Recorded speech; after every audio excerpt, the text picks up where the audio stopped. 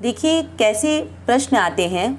देखिए पहला प्रश्न दिया गया है कि आलोक वृत्त का कथासार अपने शब्दों में लिखिए अथवा आलोक वृत्त खंड काव्य की प्रमुख घटना का वर्णन कीजिए। यानी आलोक वृत्त खंड काव्य में कौन कौन सी घटना हुई इसका वर्णन कीजिए।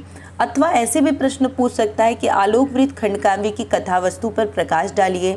या यह भी प्रश्न आपको देखने को मिल सकता है कि आलोक वृत्त खंड काव्य का सारांश अपने शब्दों में लिखिए अथवा आलोक वृत्त के आधार पर वर्ष 1942 की जनक्रांति का उदाहरण वर्णन कीजिए अथवा आलोक वृत्त खंड काव्य में वर्णित प्रमुख घटनाओं का उल्लेख कीजिए। इसमें से कोई भी एक प्रश्न अगर आपको देखने को मिलता है तो आप उत्तर उसका लिखेंगे। आइए हम देखते हैं उत्तर। आलोक वृत्त खंड काव्य की रचना कविवर गुलाब खंडेलवाल द्वारा की गई है। इस खंड काव्य की कथा युग पुरुष महात्मा गांधी के जीवन पर आधारित है। कवि ने गांधी जी जैसे महान नायक के गुणों को आधार मानकर इस खंड काव्य की रचना की है। कथा वस्तु विस्तृत है।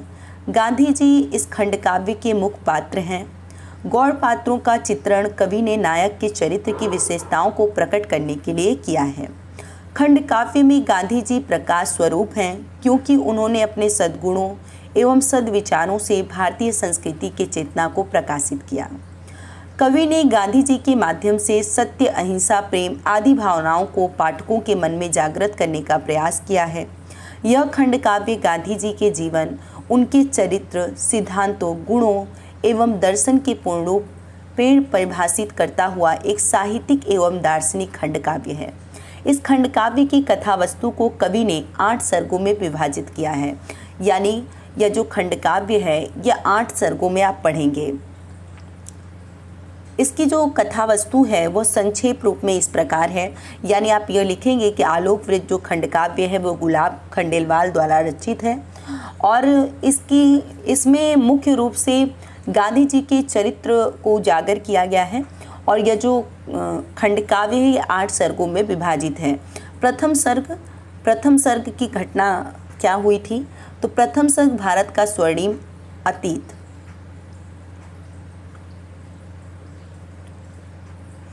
देखिए प्रथम सर्ग भारत का स्वर्णिम अतीत 1869 ईस्वी में महात्मा गांधी का जन्म पोरबंदर नामक स्थान पर हुआ था। देखिए इसमें प्रश्न और भी पूछे जा सकते हैं।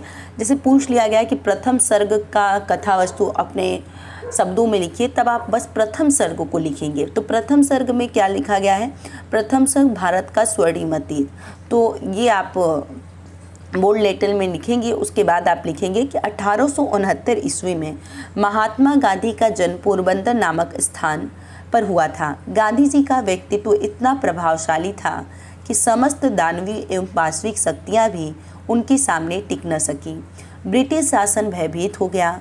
गांधी जी ने अपने साहस और शक्ति से शासन के क्रूर अत्याचारों और दमनात्मक कार्यों से पीड़ित जनता को शक्ति प्रदान की। गांधी जी के रूप में भारतीय जनता को नया जीवन स्रोत मिला।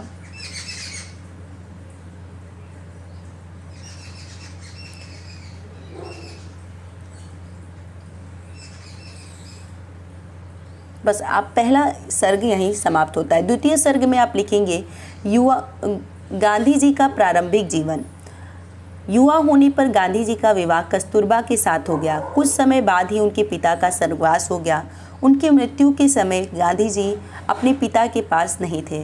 फिर उच्च शिक्षा ग्रहण करने के लिए वह इंग्लैंड चले गए। गांधी जी की माता को यह डर सता रहा था कि उनका पुत्र विदेश में जाकर मांस मदिरा का सेवन न करने लगे। अतः विदेश जाने से पहले उन्होंने अपने पुत्र से वचन लिया। मद्य मांस मदिराक्षी से बचने की शपथ दिलाकर माँ ने तो दी विदा, पुत्र को मंगल तिलक लगाकर। यानी जब वह बड़े हुए, युवावस्था में हुए, तो उनका विवाह जो है कस्तूरबा गांधी के साथ हो गया। कुछ समय के बाद उनके पिता का स्वर्गवास हो गया और उनकी मृत्यु के बाद जो गांधी जी थे, मतलब जब उनके पिता का स्वर्गवास हुआ तो गांधी जी अपने पिता के पास नहीं थे। फिर उच्च शिक्षा ग्रहण करने के लिए वह इंग्लैंड चले गए। गांधी जी की माता को यह डर सता रहा था कि उनका पुत्र अगर विदेश में जाएगा तो कहीं मांस मदिरा का सेवन न करने लगेगा। इसलिए वह वचन लेती हैं कि अपने पुत्र से कि तुम किसी प्रकार के मांस मदिरा आदि का सेवन नहीं करोगे। और उसके बाद वो चले जाते हैं इंग्लैंड उस शिक्षा प्राप्त करने के लिए। अपनी शिक्षा समाप्त कर जब गांधी जी अपने देश यानी भारत लौटते हैं तो उन्हें यह पता चलता है कि उनकी माता जी का भी स्वर्गवास हो गया है। यह सुनकर उन्हें बहुत ज़्यादा कष्ट होता है। बस यहीं पर द्वितीय सर्ग समाप्त होता है। देखिए तृतीय सर्ग गांधी जी का अफ्रीका प्रवास। आलोकवृत्त खंडकाव्य की तृतीय सर्ग का कथा संक्षेप में लिखिए अथवा आलोकवृत्त के तृतीय सर्ग में वर्णित गांधी जी के मानसिक संघर्ष को अपने शब्दों में लिखिए। देखिए ये जो प्रश्न है इसका उत्तर आप लिखेंगे कि दक्षिण अफ्रीका में एक बार गांधी जी रेल में प्रथम श्रेणी में यात्रा कर रहे थे। एक गोरी ने उन्हें अपमानित करके गाड़ी से नीचे उतार दिया। रंगभेद की इस नीति को देखकर वह बहुत दुखी हुए। वह शांत भाव से एकांत में बैठे ठिठुरते रहे। वे वहाँ बैठे बैठे भारतीयों की दुर्दशा पर चिंतन करने लगे। उन्होंने अपनी जन्मभूमि से दूर विदेश की भूमि पर बैठकर मानवता के उद्धार का संकल्प लिया।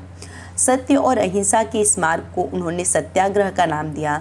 उन्होंने दक्षिण अफ्रीका में सैकड़ों सत्याग्रहियों का नेतृत्व किया और संघर्ष में विजय प्राप्त की। यहीं पर तीसरा सर्ग आपका समाप्त होता है। आप चाहें तो सारे सर्ग का जो भी मैटर है उसका आप स्क्रीनशॉट ले सकते हैं ताकि आप नोट डाउन कर सकें। देखिए चतुर्थ सर्ग गांधी जी का भारत आगमन। आप इसका सर्ग के अंदर लिखेंगे कि गांधी जी दक्षिण अफ्रीका से भारत वापस आ जाते हैं। भारत आकर उन्होंने लोगों को स्वतंत्रता प्राप्त करने हेतु जागृत किया। डॉक्टर राजेंद्र प्रसाद, जवाहरलाल नेहरू, सरदार वल्लभ भाई पटेल, विनोबा भावे, सरोजिनी नायडू, सुभाष चंद्र बोस, मदन मोहन मालवीय आदि अनेक प्रमुख देश प्रेमी उनके अनुयायी बन गए। गांधी जी के आह्वान पर देश के महान नेता एकजुट होकर सत्याग्रह की तैयारी में जुट गए। गांधी जी ने चंपारण में नील की खेती को लेकर आंदोलन प्रारंभ किया जिसमें वे सफल रहे। उनके भाषण सुनकर विदेशी सरकार विषम स्थिति में पड़ जाती थी। इस आंदोलन में सरदार वल्लभ भाई पटेल का व्यक्तित्व अच्छी तरह निखर कर सामने आया। पंचम सर्ग असहयोग आंदोलन का वर्णन है। इसमें आपसे प्रश्न पूछा जा सकता है कि पंचम सर्ग की कथा वस्तु अपने शब्दों में लिखिए। देखिए पंचम सर्ग में आप क्या लिखेंगे कि गांधी जी के नेतृत्व में स्वाधीनता आंदोलन निरंतर बढ़ता गया। अंग्रेजों की दमन नीति भी बढ़ती गई। गांधी जी के ओजस्वी भाषण ने भारतीयों में नई स्फूर्ति भर दी, लेकिन अंग्रेजों की फूट डालो और शासन करो की नीति ने यत्र तत्र सांप्रदायिक दंगे करवा दिए। गांधी जी को बंदी बना लिया गया। जेल में गांधी जी अस्वस्थ हो गए, अतः उन्हें छोड़ दिया गया। जेल से आकर गांधी जी हरिजनों उद्धार, हिंदू मुस्लिम एकता, शराब मुक्ति, खादी प्रचार आदि के रचनात्मक कार्यों में लग गए। हिंदू मुस्लिम एकता के लिए गांधी जी ने 21 दिनों का उपवास रखा। आत्मशुद्धि का यज्ञ कठिन यह पूरा होने को जब आया, बापू ने 21 दिनों के अनशन का संकल्प सुनाया। ठीक है, यहाँ पर आपका पांचवा सर्ग समाप्त होता है। चाहे तो आप स्क्रीनशॉट ले सकते हैं। छठवां सर्ग जो है नमक सत्याग्रह।